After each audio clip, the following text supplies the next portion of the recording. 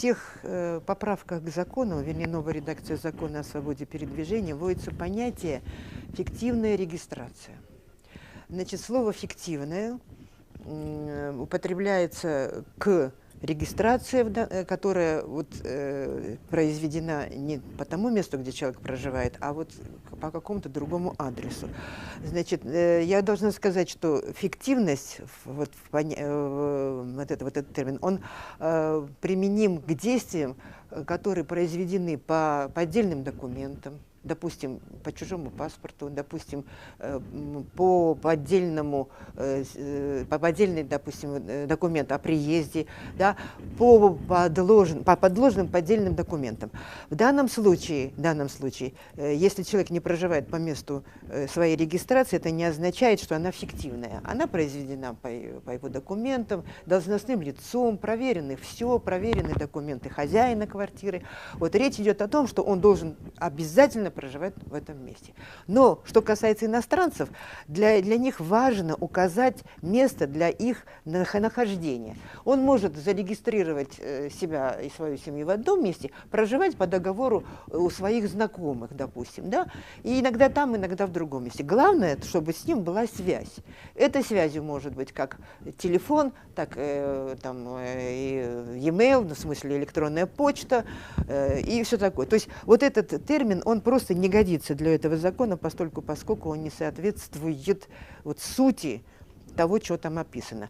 Местом жительства пытаются установить именно квартиру, местом постоянного проживания квартиру, хотя квартира всего-навсего адрес проживания в месте жительства. А место жительства – это город, регион, Россия. Россия – город, то есть регион и город. Все. А адрес в месте жительства – это конкретное жилое помещение, которое может меняться в течение года, через год, в зависимости от условий, которые договора, составляемых с арендодателем. Конечно, должна быть у нас, давно уже должна быть, хотя и уже так, по-моему, насчитывается лет 5.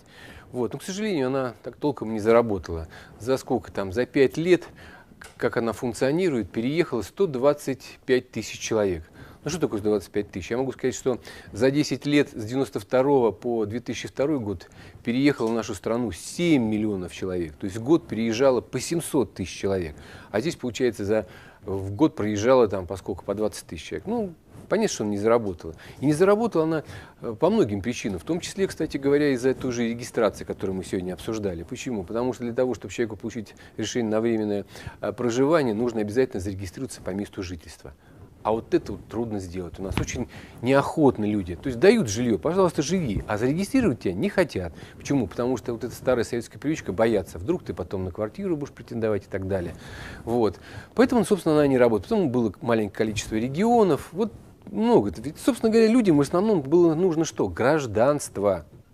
В принципе, она должна быть репатриационная программа, а мы из нее хотели сделать что? Мы хотели из нее сделать то, что она должна заменять вообще иностранную рабочую силу. Но это ошибка была, на мой взгляд. То есть она должна быть репатриационной, а мы пытались ее сделать, так сказать, функциональной такой. Это ошибка. Я не думаю, что этот закон направлен на то, чтобы ограничить приезд жителей Кавказского региона, северокавказских республик в Москву. Это, во-первых, не конституционно, это незаконно, это вообще не укладывается ни в какие рамки. Это наши граждане. А потом, если уж совсем будем говорить, хорошо, а если житель Северо-Кавказской республики русский, значит, его тоже не отпускать. Это мы вообще до какого-то бреда дойдем. И как это ограничить? А что делать с теми республиками, Ставропольский край, Краснодарский край, Ростовская область? Там-то как мы ограничить? И туда, что ли, надо тоже ограничивать? Нет, мне кажется, это совершенно неправильно. Это было бы неправильно, даже если такую цель поставили, это было бы неправильно. Но и во-вторых, я не вижу, чтобы эта цель была поставлена.